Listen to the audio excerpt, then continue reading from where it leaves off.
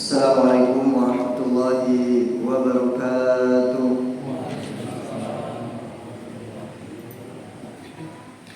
Alhamdulillah, wassalatu wassalamu ala rasulillah wa ala alihi wa ashabihi wa man tabi'ahum bi ihsanin ila yaumiddin, amma ba'd.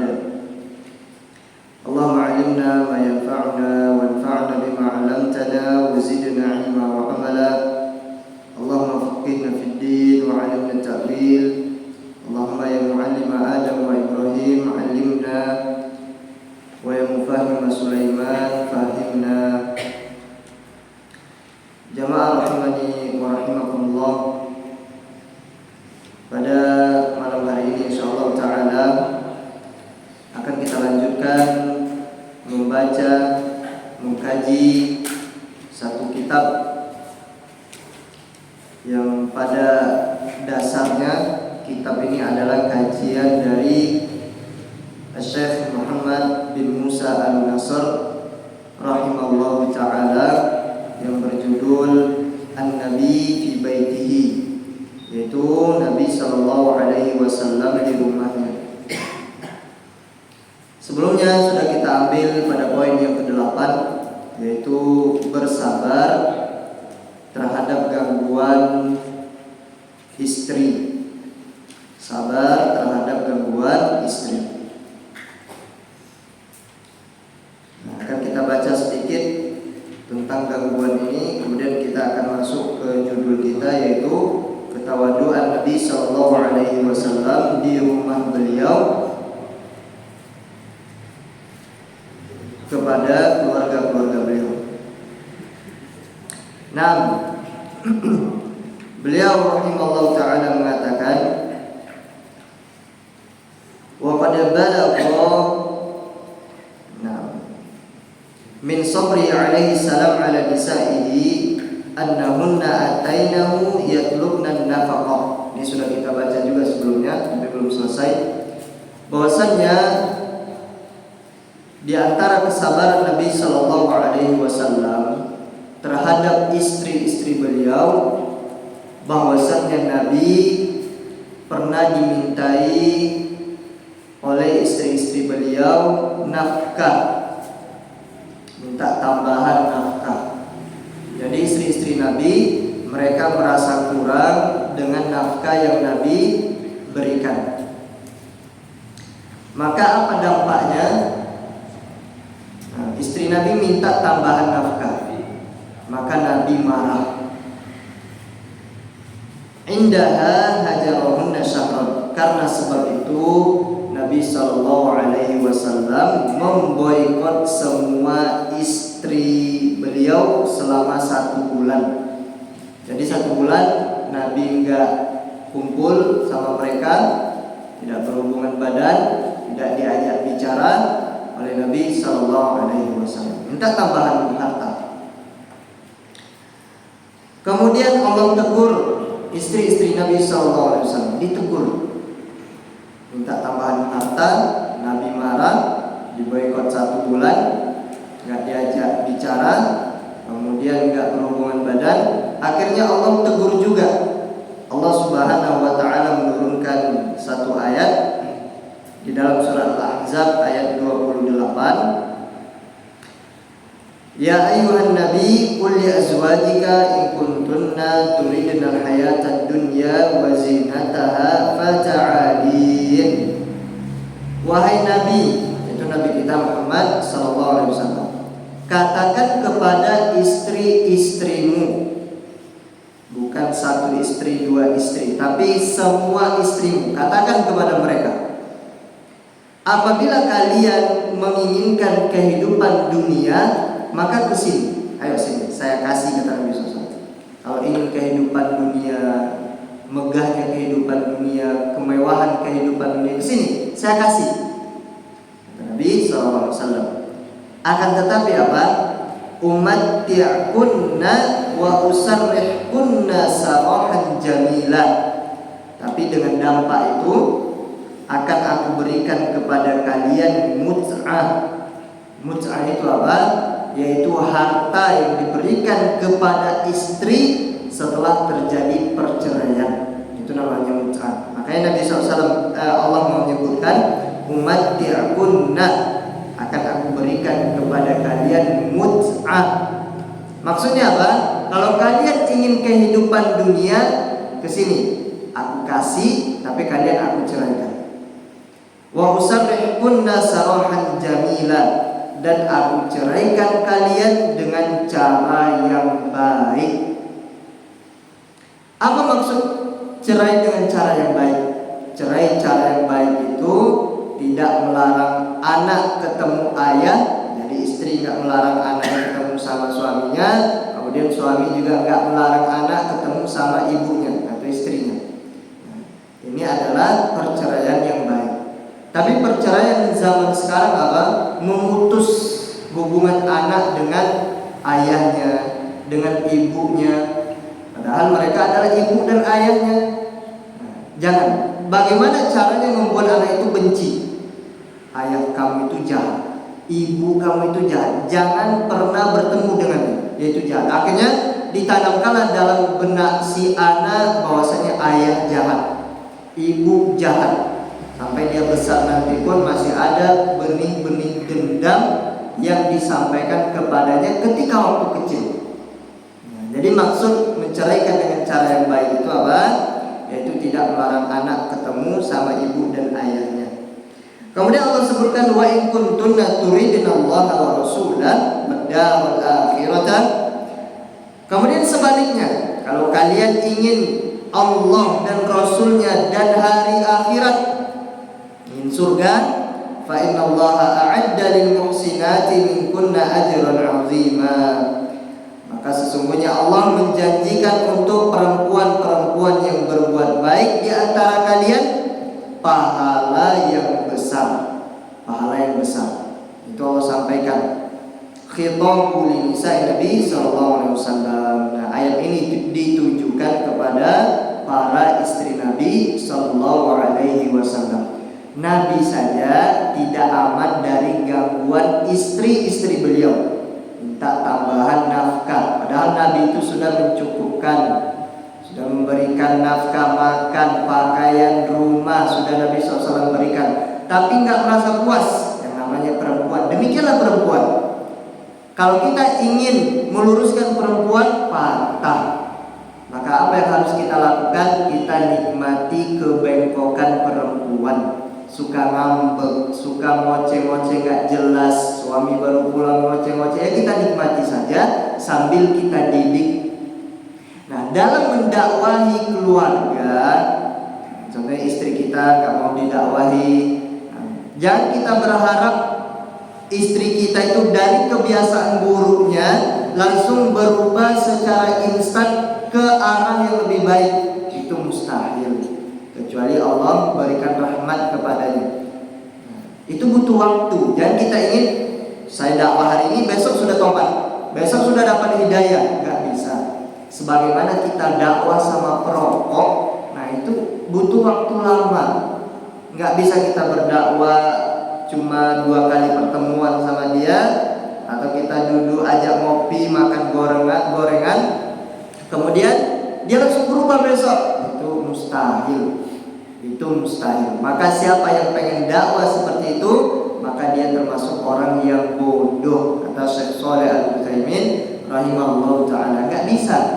Nah, masyarakat kita jauh dari agama, contohnya gak sholat, masjid kosong. Kemudian kita pengen dakwah, bagaimana masyarakat ini cepat berubah sebagaimana para sahabat berada di atas agama Islam. Itu mustahil, gak mungkin. Gak mungkin bisa kita lakukan, dan itu butuh waktu. Nah, sebagaimana Nabi Nuh alaihissalam berdakwah berapa ratus tahun? 950 tahun dakwah Nabi Nuh. Apakah Nabi Nuh langsung bisa merubah masyarakatnya jadi orang yang bertauhid? Tidak. Bahkan yang ikut Nabi Nuh alaihissalam dakwanya 950 tahun hanya 80 orang saja. Itu 950 tahun. Kita baru dakwah 1 tahun 2 tahun, kemudian sedih jamaahnya kok itu aja, kok nggak nambah. Nah, yang namanya dakwah itu butuh proses. Nah, demikian kita berdakwah kepada keluarga kita. Nah, keluarga kita itu nggak mau menerima Ustaz, dia itu keras, kita sampaikan dia nggak mau, kita nasihati dia ingkar. Apa yang harus kita lakukan? Apakah kita tinggalkan saja, kita diamkan? Tidak, kita doakan, kemudian kita dakwahi terus. Dakwah tidak harus dengan ayat Al-Quran, As-Sunnah, tapi dakwah itu terkadang bisa dengan cara memberi. Kadang kita ini pengen dakwah masyarakat kita sampaikan tauhid, syirik, tapi kita nggak kasih. Nah, coba kita kajian, kita buat kajian, kemudian pulang nanti bawa beras 5 kilo, minyak 1 liter. Rame gak masjid? Rame. Gak mungkin gak rame. Nah, makanya termasuk Masya Allah dakwah Ustadz Abdul Tuasikal.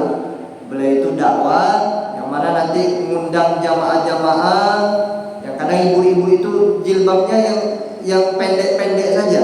Nah, dia baru ngaji, baru belajar, ya gak usah kita ingkari. Alhamdulillah dia datang. Sembari kita nanti sedekah pakaian, mungkin hijab, jilbab, kita sedekah. Nah, itu cara berdakwah. Maka apa yang beliau lakukan di Gunung Kidul itu, ya kan, orang-orang Jawa yang kita tahu sebagai orang Jawa itu kental dengan adat istiadat. Tapi dengan cara beliau berdakwah, nanti undang masyarakat umum, kemudian beras 1 mobil, minyak makan, kemudian kebutuhan sembako. Akhirnya apa? Mau nggak mau mereka pasti datang. Nah, makanya dalam berdakwah itu apa? Kenyangkan perutnya, maka dia akan ikut-ikut saja. Nah, ini kita nggak pernah ngasih, kemudian kita pengen merubah masyarakat kita, ini mungkin mustahil rasanya.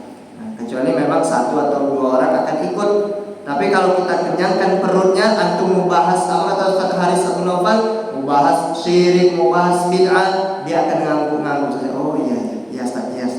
Nah, kenapa sudah dikasih? Nah, ini salah satu metode dalam berdakwah. Nggak harus Al-Quran Sunnah saja.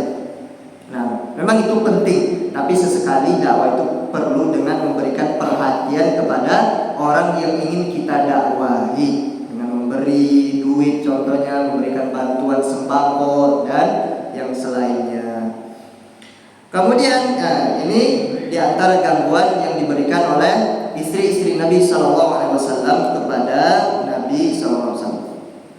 Kemudian yang lainnya, pada satu hari Athar Usama bin Zaid, tergelincir Usama bin Zaid.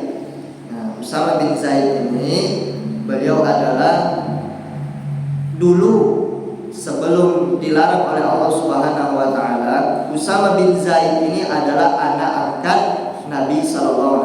Maka namanya adalah Usama bin Muhammad.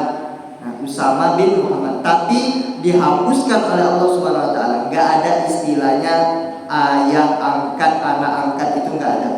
Nah, maka Allah Subhanahu wa taala menghapuskan adanya adopsi. Yang ada itu hanya pengasuhan. Nah, yang terjadi adopsi sekarang apa? Contoh kita mengadopsi anak perempuan. Anak perempuan ini sudah balik. Kemudian anak ini dia bermesraan sama ayahnya, padahal itu ayah angkat. Dia bermesraan, salam, sentuh tangan, gak pakai hijab depan ayah angkatnya ini. Maka ini suatu yang haram yang dia lakukan. Anak angkat gak boleh nyentuh. Contoh anak angkat perempuan gak boleh nyentuh ayah angkatnya, itu gak boleh disentuh karena haram.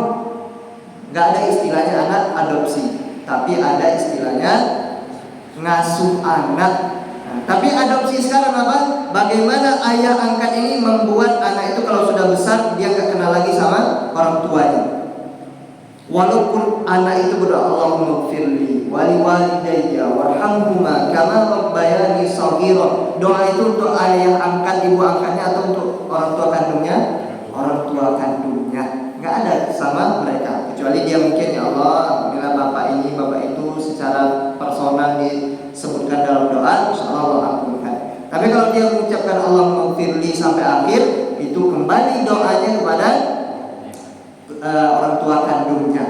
Nah, maka nggak ada istilahnya ayah angkat dan anak angkat. Kalau kita ngasuh, jangan membuat anak ini benci sama orang tua kandungnya, jangan.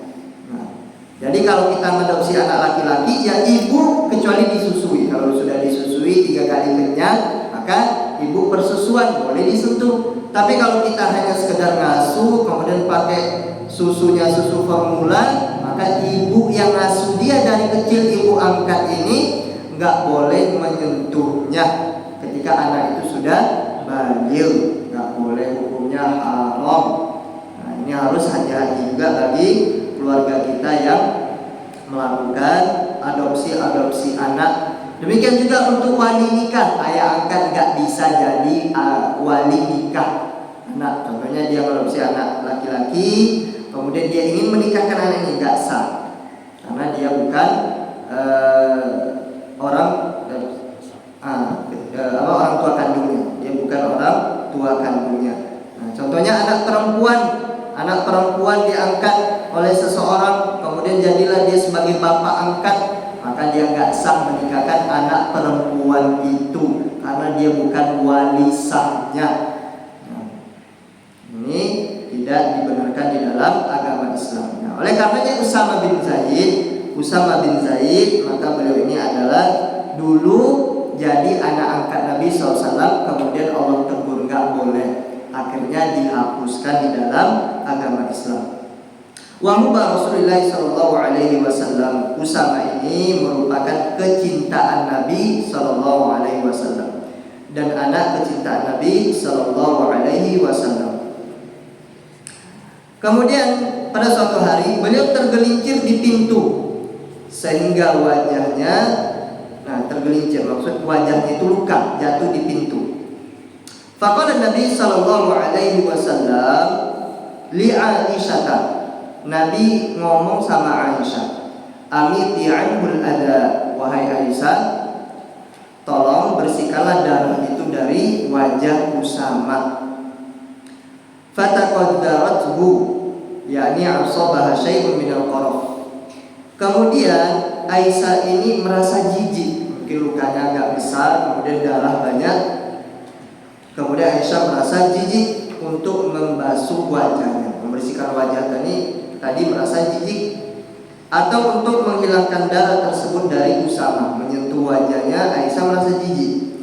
Faja'ala alaihi salam yamussad dama anhu wa yamujjuhu an wajhihi. Maka Nabi SAW yang melakukannya sendiri. Aisyah tak mau, maka Nabi SAW melakukannya. Beliau menghisap darah itu dari wajah Usama dan membuang darah itu dari wajah Usama. Yang Aisyah saja jijik, tapi Nabi SAW bahkan menghisap darah tersebut. Boleh gak kita menghisap darah? Menghisap darah boleh, dengan syarat dikeluarkan, jangan ditelan. Hurrima alaikumul maitata wad dama wa lahmal khinzir. Allah haramkan untuk kita maitata, bangkai, kemudian darah, kemudian daging babi, itu diharamkan untuk kita. Jadi Nabi SAW yang melakukannya sendiri.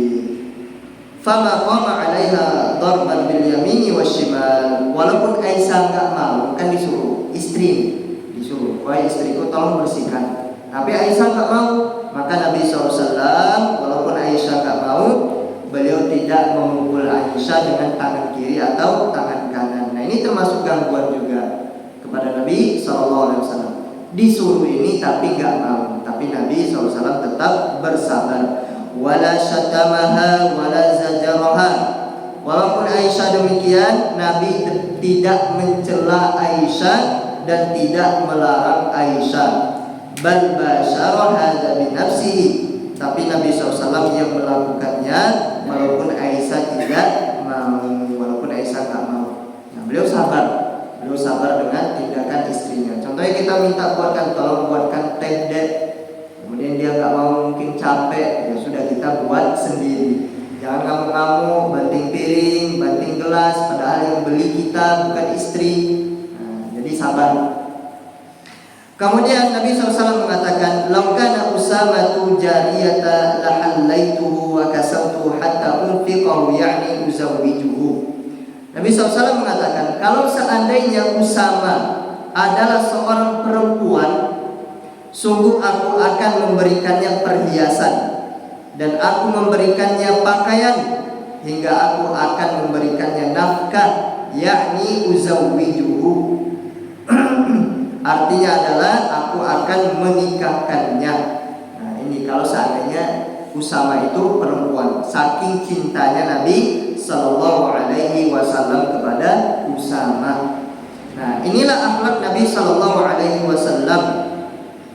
Al-yawma, pada zaman ini, idza talaba ar-rajulu min zawjati ka'sama'in, apabila seorang suami minta sama istrinya untuk diambilkan segelas air, tapi istrinya malah telat, aqamad dunya wa aq'adaha. Nah, ini salah satu ungkapan peribahasa, yaitu suaminya menjadi gaduh. Mana ini kok gak datang-datang, udah telat ini, mintanya tadi maghrib kok datangnya habis sholat isya. Marah-marah, atau telatnya hanya sebentar, telat mungkin 2 menit 3 menit karena butuh masak air panas, nyeduh teh, telat sedikit. Tapi seorang suami marah-marah. Walam yukallifu nafsahu ayyakuma bi ayyi majhudin fi baitihi. Nah, dan Nabi SAW tidak mau membebani suami ini tidak mau membebani dirinya untuk melakukan pekerjaan apapun di rumahnya. Minta sama istri telat, ngamuk, tapi dia nggak mau kerja. Apa salahnya dia yang buat sendiri? Ini laki-laki sekarang ini berbeda dengan zaman Nabi Sallallahu Alaihi Wasallam, bagaimana beliau melakukan pekerjaan-pekerjaan di rumah beliau. Kita masuk ke poin yang ke-9, yaitu ketawaduan Nabi SAW di rumahnya bersama keluarganya.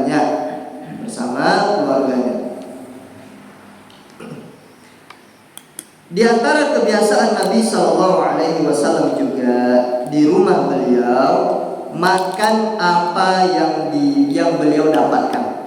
Nah, Nabi itu makan apa yang beliau dapatkan.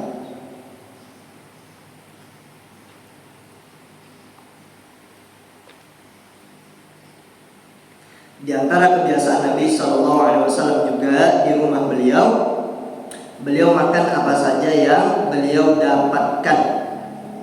Ini Nabi Sallallahu Alaihi Wasallam. Kemudian disebutkan oleh sang penulis, "Alaisa yujadul yawma katsirun minal azwaj?"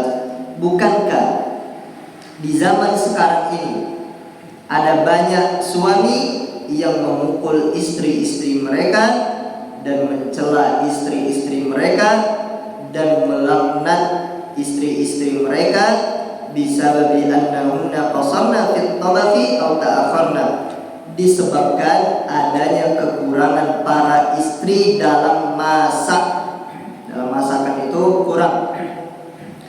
Contoh, istri nyuci piring alhamdulillah aman, nyuci baju aman, nyapu rumah selesai.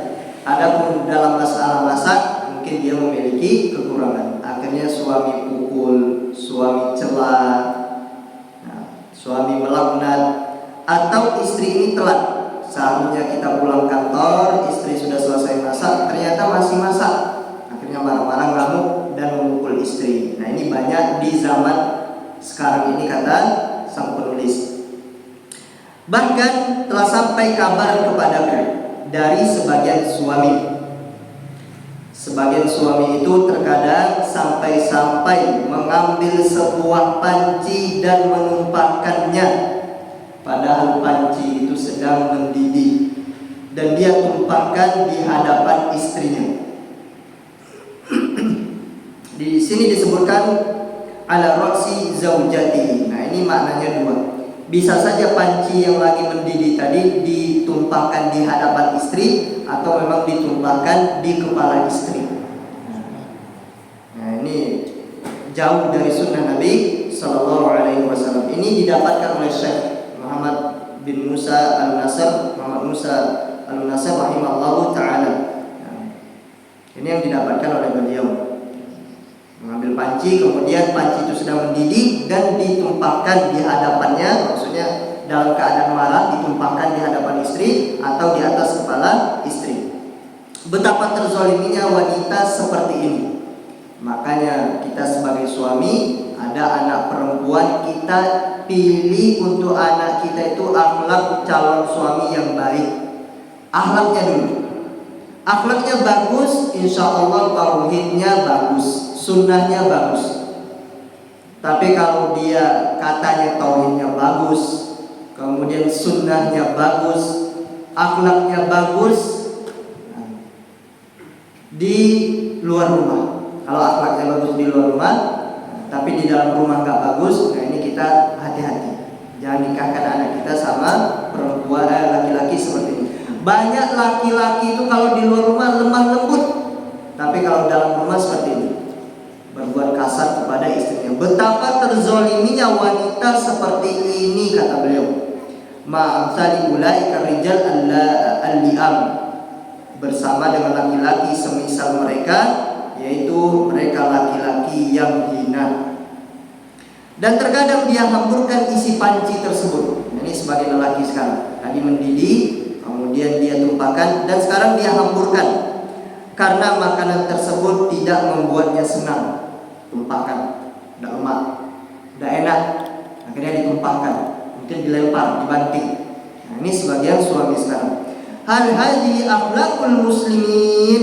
Sang penulis ngajak kita berpikir, apakah demikian akhlak orang-orang Islam itu? Seorang muslim itu apakah seperti itu akhlaknya, kata beliau? Beliau mengatakan, la wallahi, tidak. Akhlak seorang muslim itu tidak seperti itu. Enggak ngamuk-ngamuk sama istrinya, bukan itu. Demi Allah tidak demikian, kata beliau. Sungguh Nabi SAW, lihat bagaimana Nabi SAW yadkhulul bait wa yaqul hal 'indakum ta'am. Nabi SAW masuk ke rumahnya pada satu hari, berkata kepada istri-istri beliau, apakah kalian, wahai para istriku, memiliki makanan? Yaqulun, mereka mengatakan, ma 'indana ya Rasulullah, kita enggak ada makanan, enggak ada yang bisa dimakan di rumah. Fayaqul, maka Nabi SAW mengatakan, Allahumma inni sha'im. Ya Allah, kalau begitu saya berpuasa hari ini. Nah, jadi beda. Puasa wajib itu wajib niatnya malam hari, di malam hari, atau sebelum sholat subuh. Nah, itu kita pasang niat. Ini untuk puasa Ramadan, puasa nazar. Karena puasa wajib itu, puasa Ramadan dan puasa nazar. Ada puasa sunnah, kalau kita dari waktu subuh sampai jam 9 pagi kita belum makan minum, belum melakukan pembatal puasa, gak berhubungan badan sama istri, maka kita boleh berniat ketika di jam 9 tersebut. Kita baru bangun contohnya, maka kita niat, hari ini saya berpuasa. Seperti itu saja niatnya. Ada keinginan dalam hati, maka ini sudah terhitung dia niat puasa sunnah. Nah, maka puasanya sah. Kenapa puasa wajib malam hari? Kenapa puasa sunnah boleh siang hari? Nah, karena puasa wajib itu minta hitungan, diminta hitungan. Contohnya apa? Puasa wajib itu terhitung satu hari full, yaitu mulai dari subuh. Nah, puasa sunnah tidak disyaratkan mulai dari sebelum subuh niatnya, enggak. Nah, karena hanya diucapkan puasa hari Senin saja. Jadi kalau dia mulai niat jam 9 pagi, maka pahalanya ya gak sempurna satu hari full. Tapi puasa Ramadan diminta satu hari full. Nah, maka gak boleh niat puasa Ramadan itu kita niat sudah jam 10 pagi, 9 pagi. Maka ini tidak sah puasanya. Kemudian wa kana la yajidu minad duqal ar-radiqu minat tamr ma yamla'u batnahu. Terkadang Nabi SAW tidak mendapatkan dukol. Nah, dukol ini sejenis makanan. Apa itu? Yaitu kurma yang buruk. Nah, kurma yang buruk saja nggak beliau dapatkan di rumahnya. Nah, kurma yang sudah mau jelek itu, kurma jelek, mayam laku batnahu, yang bisa mengisi perut beliau. Wa taqulu Aisyatu, sampai-sampai Aisyah mengatakan, kana yamurul hilal wal hilal wal hilal salasatu ahillatin. Perlu kalian ketahui, kata Aisyah, pernah berlalu di rumah Nabi sallallahu alaihi wasallam 1 bulan, 3 bulan. Wa ma yuqadu fi baiti Rasulullah sallallahu alaihi wasallam narun, tidak pernah dinyalakan api di rumah Rasulullah sallallahu alaihi wasallam. Enggak pernah masak di rumah Nabi selama 3 bulan. Qila, kemudian dikatakan, maka ya'ishukum ya khalat, apa yang menghidupkan kalian wahai bibi? Yaitu nanya sama Aisyah. Qalat al-aswadan at-tamru wal ma. Nah, 2 benda hitam. Ini yang menghidupkan Nabi SAW. Apa 2 benda hitam itu? Yaitu kurma dan air. Nah, yaitu kurma dan air. Karena kurma ini dicampurkan ke dalam air, maka dijadilah 2 benda hitam. 2 benda hitam. Nah, ini yang menghidupkan Nabi Sallallahu Alaihi Wasallam. Apakah Nabi marah-marah sama istrinya, marah-marah nggak jelas, ngoceh sama istrinya, pukul istri, melaknat istri? Tidak. Nabi SAW beliau tetap bersabar. Ini diantara ketahuan doa Nabi Sallallahu Alaihi Wasallam. Ya'kul minal mawjud wa la yatakallafu al-ma'qud. Nabi SAW beliau makan apa yang ada. Istri hari ini masak tempe, tahu, pakai sambal terasi, ya kita nikmati, alhamdulillah. Kemudian Nabi tidak bersusah payah mencari yang tidak ada. Nabi nggak susah payah. Saya tak selera makan ini, coba kita cari makanan yang lain. Enggak, Nabi makan itu saja. Di antara adab Nabi SAW makan itu apa? Beliau tidak pernah mencela sekalipun makanan selama beliau hidup. Sekalipun nggak pernah beliau mengatakan, nggak enak, baunya nggak enak. Nabi SAW nggak pernah, sekalipun. Tidak pernah Nabi SAW melakukan mencela makanan. Nah, bagaimana kalau Nabi nggak suka, Ustaz? Kalau Nabi nggak suka, Nabi tinggalkan, sudah nggak dimakan, dibiarkan saja. Ini Nabi Sallallahu Alaihi Wasallam. Wa yajudu bil mawjud, beliau mensyukuri apa yang ada dan tidak diketahui dari Nabi SAW mencela makanan sama sekali. Kemudian wara'akum man ya'kuluna dhar. Ini diantara adab Nabi SAW. Nabi SAW melihat orang-orang Ansor di Madinah, mereka makan dhar. Itu nanti bisa diketik di Google, dhar, yaitu kadal padang pasir. Nah, dia nggak makan daging, tapi dhar ini makan sayur-sayuran, makan tumbuh-tumbuhan. Nah, kalau di Arab itu ada mereka yang beternak itu. Nah, ada mereka beternak dhar. Nah, akhirnya mereka orang-orang Ansor makan. Nabi lihat, fajalasa ma'ahu wa uridu alaihi. Kemudian Nabi SAW duduk bersama mereka dan ditawarkan kepada beliau. Nah, ini Rasulullah makan dhar, enak. Nah, di antara ustaz yang suka makan dhar ini adalah Ustaz Syafiq Riza Basalamah hafizallahu ta'ala. Beliau ini suka makan dhar dan juga suka nangkap dhar ini. Nah, karena beliau S1, S2, S3 di Madinah hafizallahu ta'ala. Nah, ditawarkan kepada Nabi SAW, falam yakulhu, maka Nabi SAW tidak memakannya. Walam yamna akalahu aklahu, Nabi SAW tidak melarang mereka makan itu. Nabi nggak suka dan Nabi nggak melarang. Berarti ini maksudnya apa? Diperbolehkan mereka makan. Nah, di antara sunnah bahwasanya Nabi SAW itu ketika mendapatkan para sahabat melakukan satu perbuatan, Nabi diam, kemudian tidak diingkari, maka ini diperbolehkan di dalam agama Islam. Ini namanya adalah sunnah takririyah, diam dan menyetujui. Nah, itu artinya diam yang menyetujui. Nah, ini yang dilakukan oleh orang-orang Ansor. Kenapa Nabi nggak makan dhar? Karena orang-orang Makkah mereka bukan termasuk budayanya makan dhar. Sedangkan orang-orang Ansor mereka suka hobi makan dhar, yaitu kadal padang pasir ini. Nah, akhirnya Nabi SAW beliau nggak suka, tapi beliau nggak ngomong nggak enak ini, amis, nggak enak baunya, nggak suka saya nggak terbiasa dengan daging ini, nggak lezat. Tidak, tapi Nabi SAW biarkan dan tidak melarangnya. Jadi kesimpulannya apa? Bob ini hukumnya halal dimakan. Nah, Allahu a'lam, ini adalah yang menawarkan kepada Nabi SAW adalah Khalid bin Walid. Khalid bin Walid itu dia suka makan bob. Beliau radhiyallahu ta'ala anhu kemudian diberikan pada Nabi, Nabi nggak makan, tapi beliau juga tidak mengingkari. Nah, kita masuk ke poin yang ke-10. Perhatian Nabi SAW kepada keluarga beliau di rumahnya. Perhatian Nabi SAW kepada keluarga beliau di rumahnya.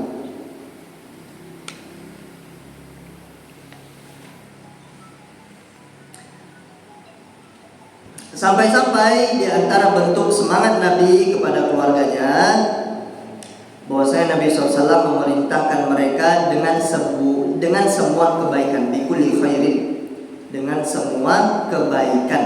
Nah, itu yang dilakukan oleh seorang suami. Sampai-sampai Nabi SAW di antara bentuk semangat Nabi kepada keluarganya, bahwasanya Nabi memerintahkan keluarganya dengan semua kebaikan. Wa yukthiruhum bikulli khairin, dan Nabi SAW beliau mendahulukan keluarga beliau dalam setiap kebaikan. Nah, di situ bisa menghasilkan pahala, maka Nabi SAW memerintahkan mereka untuk melakukannya. Ini seorang suami. Nah, kalau dia lihat istrinya kalau masuk toilet itu pakai kaki kanan. Nah, dia lihat itu istri saya, tanggung jawab saya yang mendidiknya dan saya yang menjadi pendidiknya. Maka apa yang harus kita lakukan? Kita lihat, mau nggak pahala? Setiap masuk kamar mandi ini bisa dapat pahala. Nah, mungkin istri bisa, gimana caranya? Nah, maka kita sampaikan, masuk kamar mandi toilet itu dahulukan kaki kiri, kemudian keluar dengan kaki kanan. Kalau bisa kita sampaikan juga doa-doa masuk toilet dan keluar toilet. Kalau kamu lakukan ini wahai istriku, kamu selalu dapat pahala. Maka istri akan senang. Ini seharusnya tugas suami. Tugas suami juga mengingatkan istri tatkala lupa melakukan sholat di waktu pada tepat waktu. Nah, itu diingatkan deh, ini sudah jam berapa, ayo kita sholat. Ini yang harus dilakukan oleh seorang suami. Nah, wa yahudhum ala kulli khairin, dan Nabi SAW sering memotivasi keluarga beliau untuk melakukan kebaikan, dan inilah yang wajib dilakukan oleh para suami. Nah, ini yang wajib dilakukan oleh para suami. Nah, tentunya suami harus belajar. Kalau suami nggak belajar, dia nggak tahu mana yang baik, mana yang bukan baik. Setiap yang kita dapatkan ilmu di majelis ilmu, usahakan transfer sama istri. Istri dapat pahala, yang memberikan ilmu juga dapat pahala. Istri dapat pahala, suami yang jadi perantaranya dapat pahala, ustaz juga dapat pahala. Bersambung istri nanti nyampaikan sama anaknya amalkan, maka anaknya dapat pahala, istri dapat pahala. Walaupun istri dan suami tadi nggak mengerjakan, dapat pahala. Kenapa? Karena anaknya mengerjakan. Nah, selalu mengalir demikian. Katsirun minal muslimin al-yaum minad du'ati khususan. Nah, banyak di antara kaum muslimin pada zaman ini dikhususkan untuk para dai. Nah, ini anak berarti. Khusus untuk para dai. Wa kulluna mubtalun bihadza, dan kita diberikan cobaan dengan ini dengan sangat disayangkan. Nah, apa yang dilakukan oleh para suami? Yaksiruna fi buyutihim wa yuhmiluna abna'ahum. Para suami lalai di rumah-rumah mereka, tidak memperhatikan anak-anak mereka, khusus untuk para dai dan khusus untuk seluruh dan secara umum untuk seluruh para suami. Apa yang mereka lakukan? Para suami lalai di rumah mereka, tidak memperhatikan anak-anak mereka. Nah, ini. Jadi kalau anak kita sudah mungkin bisa diajak untuk pengajian, kita ajak anak kita, ayo ajak pengajian, duduk, daripada main game, daripada nonton di rumah, daripada sibuk chattingan sama yang bukan mahram. Ayo kita hadir kajian, ajak anak kita kajian. Wa yastaghiluna bin nasi aktsaru min abnaihim. Kebanyakan suami mereka lebih banyak sibuk dengan orang lain dibandingkan dengan anak-anak mereka. Ini sebagian suami sibuk dengan kawan nongkrong, sibuk dengan pekerjaan. Kalau kerja sampai lembur. Tapi kalau anak minta kumpul, ajak jalan, minta diajarkan, gak mau. Maka ini adalah musibah yang menimpa kita. Lebih utama lagi bagi seorang dai kepada Allah dan penuntut ilmu. Nah, saya dan bapak-bapak sekalian, ayah tamma bi amnai, hendaknya perhatian kepada anak-anaknya. Fa'ibun wa'arun, maka sebuah aib dan tidak pantas. Wasabbah, dan tidak layak. Wasabbatun ayyakuna nur rajul salih, ketika ada anak dari lelaki yang saleh. Ingat, ada anak dari lelaki yang saleh, jadi bapaknya saleh. Atau anak dari seorang dai, seorang anak ayahnya dai, atau seorang ustaz la yahfazu min kitabillahi wa la yafqahu syai'an min dinillah. Ayah ustaz, ayahnya seorang dai, ayahnya penuntut ilmu yang selalu hadir kajian, tapi apa? Anaknya tidak hafal Al-Quran dan tidak paham sedikit pun tentang urusan agama. Ini tugas kita semua, mengajarkan anak kita, istri kita.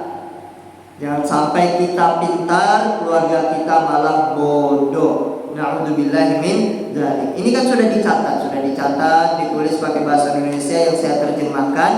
Nah, maka kita dudukkan istri kita. Hari ini kita belajar, ya, bismillah, saya belajar. Saya jadi ustaz hari ini. Nah, kita ajarkan duduk, sampaikan ini yang disampaikan sama ustaz tadi, ini dalilnya.